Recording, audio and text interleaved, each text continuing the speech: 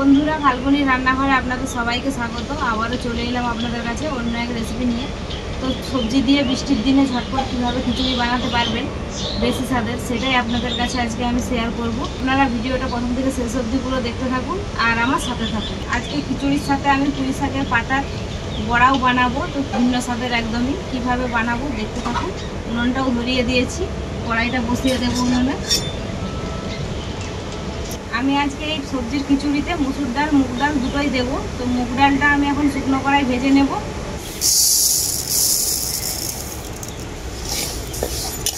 এই মুগ ডালটাকে আমি শুকনো কড়াই খুব ভালো করে ভেজে নেব। এর থেকে একটা খুব সুন্দর গন্ধ বেরোবে, তখনই বুঝবেন যে এটা ভাজা ভাজা হয়ে গেছে, নামিয়ে নেবেন।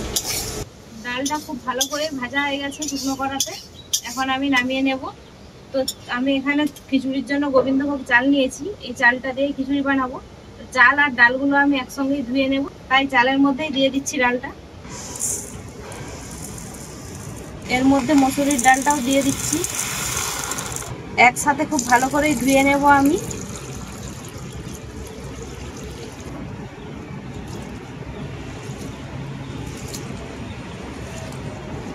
চাল ডালটা তো আমি খুব ভালো করে ধুয়ে নিলাম। তারপরে এখানে আমি বাটি নিয়েছি, এই বাটিতে করে আমি গুঁড়ো মশলাগুলো ভিজিয়ে নেব। ধনে গুঁড়ো, জিরে গুঁড়ো, হলুদের গুঁড়ো আর দেবো শুকনো লঙ্কার গুঁড়ো। এরপর আমি জল দিয়ে খুব ভালো করে ভিজিয়ে নেব মশলাটাকে।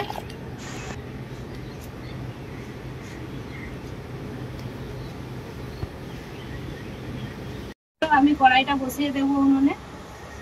তো আজকে আমি সবজিগুলো আলাদা আলাদা করে ভাজবো না, একসাথেই মশলার সাথে কষিয়ে নেব। এইভাবে রান্না করলে কিন্তু তাড়াতাড়ি হবে। কড়াইয়ের মধ্যে দিয়ে দেবো সরষের তেল। তেলটা খুব ভালোভাবে গরম হয়ে গেছে, তেলের মধ্যে দিয়ে দেবো পরিমাণ মতো লবণ আর দেবো কয়েকটা তেজপাতা।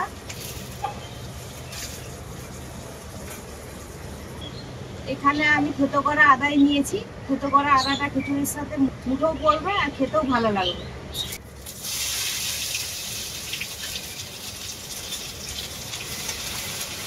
খুব ভালো করে আদাটা ভেজে নেব আমি।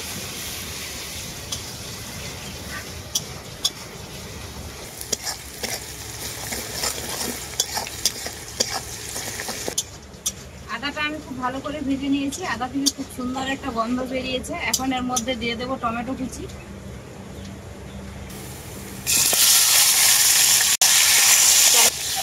টমেটোটাকেও আমি হালকা করে ভেজে নেব। টমেটোটাকেও আমি হালকা করে ভেজে নিয়েছি। এখন এর মধ্যে যে মশলাটা আমি ভিজিয়ে রেখেছিলাম, সেই মশলাটাই দিয়ে দেবো এর মধ্যে।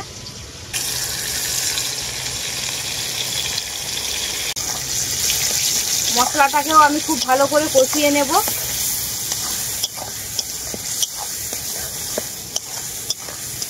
মশলাটা আমি ভালো করে কষিয়ে নিয়েছি, এখন এর মধ্যে দিয়ে দেবো সবজি। তো আমি আজকে খিচুড়ির জন্য নিয়েছি পুঁই শাক, আলু, কুমড়ো, বরবটি আর আছে বাঁধাকপি। তো আগে বাঁধাকপিটা দেবো না, আগে বাকি সব সবজিগুলো দিয়ে দেবো।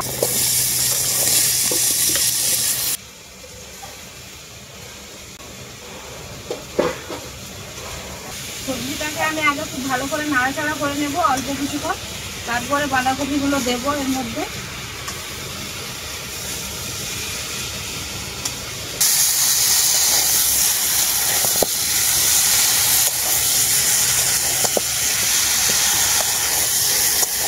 সবজিগুলোকে আমি খুব ভালো করে নাড়াচাড়া করে নিয়েছি। এখন এর মধ্যে কেটে রাখা বাঁধাকপিটাও দিয়ে দেবো।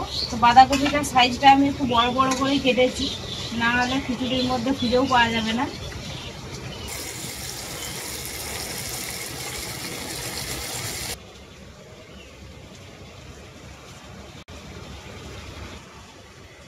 এরপর আমি আবারও সবজিটা খুব ভালো করে কষিয়ে নেব। সবজিটাকে আমি খুব ভালো করে কষিয়ে নিয়েছি, খুব বেশি কষাবো না, এইরকম হালকা করে কষিয়ে নিয়েছি। এরপর নামিয়ে নেব। খিচুড়িতে আজকে এরকম হালকা কষানো সবজিটাই আমি দেবো খিচুড়ির মধ্যে, খেতে কিন্তু দারুণই লাগবে। এরপর আমি হাঁড়িটা বসিয়ে দেবো উনুনে। হাঁড়িটা বসানোর পর জলটা খুব ভালোভাবে গরম করে নিয়েছি। এরপর এর মধ্যে চাল ডালটা দিয়ে দেবো আমি।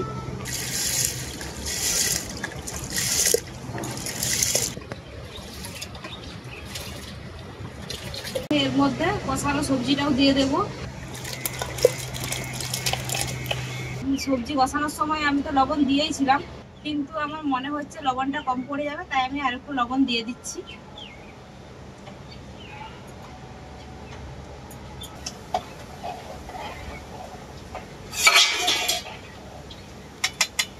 এরপর ঢাকা দিয়ে খুব ভালো করে সবগুলো সেদ্ধ করে নেব।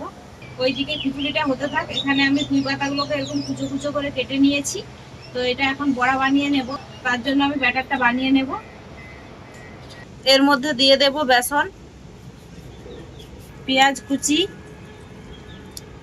ধনে গুঁড়ো, জিরে গুঁড়ো, শুকনো লঙ্কার গুঁড়ো, আর দেব হলুদের গুঁড়ো, লবণ পরিমাণ মতো। একসাথে আমি খুব ভালো করে মাখিয়ে নেব।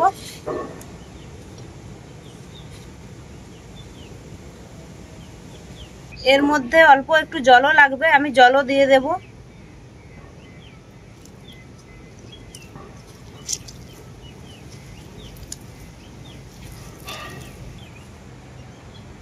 হাতে করে কিন্তু এইভাবে খুব ভালো করে মাখিয়ে নিতে হবে।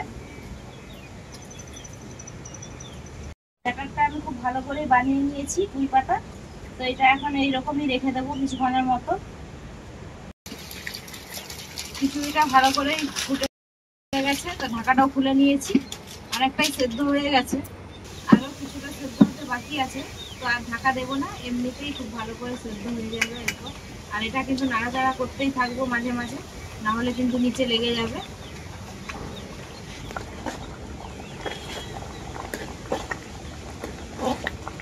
তো খিচুড়িটা খুব ভালো করে সেদ্ধ হয়ে গেছে সব কিছুই, খুব পুরোপুরিভাবে। এখন আমার খিচুড়িটা রেডি। সবশেষে দিয়ে দেবো চিনি আর মিক্সড মশলা। মিক্সড মশলাটা কিন্তু আমি বাড়িতেই বানিয়েছিলাম। আর দেবো অল্প করে চিনি। একসাথে আমি খুব ভালো করে মিশিয়ে দেব চিনি আর মিক্সড মশলা। তো এর মধ্যে আমি গাওয়া ঘিটা দিচ্ছি না, আপনারা চাইলে দিতেও পারেন। এখন আমি নামিয়ে নেব।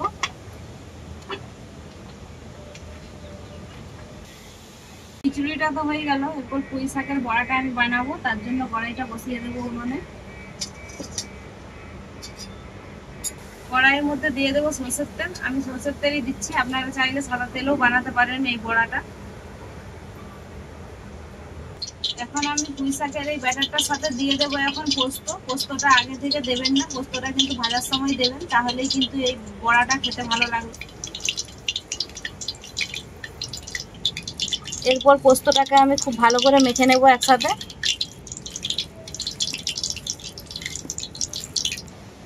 তেলটা খুব ভালোভাবে গরম হয়ে গেছে, এখন বড়াগুলো আমি ভেজে নেব।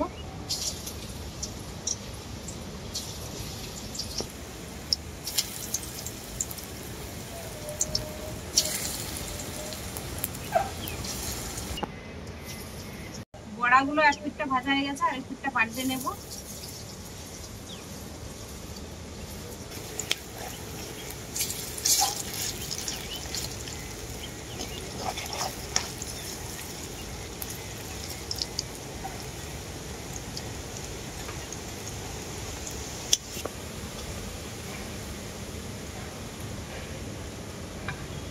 বড়াগুলো দুপাশটাই খুব ভালো করে ভাজা হয়ে গেছে, এখন তুলে নেব।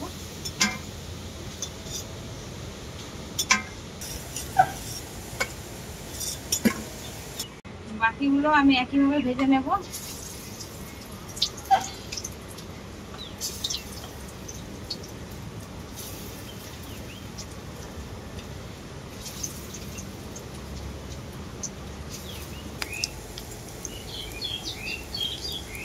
বড়াগুলো আমার সবই ভাজা হয়ে গেছে, তুলে নেব। এই সবজি দিয়ে খিচুড়ি খেতে কিন্তু আমার হেভি লাগে।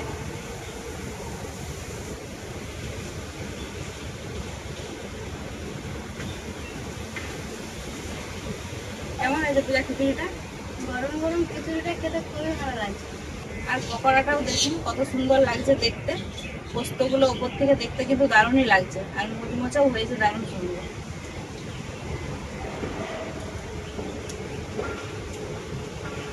বড়ার সাথে খিচুড়িটা খেতে খুবই ভালো লাগছে। আদাটা থেতো করে দিয়েছি, আদাটাও কিন্তু পড়ছে খিচুড়ির সাথে, দারুণই লাগছে কিন্তু। আর সাথে আবার টমেটো আছে, পাতে একটা পুঁই ডাঁটাও পড়েছে আমার। সবজির সাথে খিচুড়িটা খেতে খুবই ভালো লাগে। সবজিগুলো গোটা গোটা আছে, একদম ফাটা হয়ে যায়নি। তো বন্ধুরা, আজকে খিচুড়ি আর বড়া রেসিপিটা আপনারা দেখলেনই, তো খুব সহজভাবে বানালাম। বর্ষার দিনে সহজেই কিন্তু অল্প সময়ে এভাবে বানিয়ে নিতে পারবেন। খিচুড়ির রেসিপিটা কেমন হয়েছে ভিডিও দেখার পর আমাকে কমেন্ট করে অবশ্যই জানাবেন। ভিডিও ভালো লাগলে লাইক শেয়ার সাবস্ক্রাইব করে দেবেন। প্রত্যেক দিনের মতো আজকেও বলছি, আপনারা ভালো থাকবেন, সুস্থ থাকবেন, নিজেদের খেয়াল রাখবেন। আবার দেখা হবে পরবর্তী ভিডিওতে নতুন কোনো রেসিপি।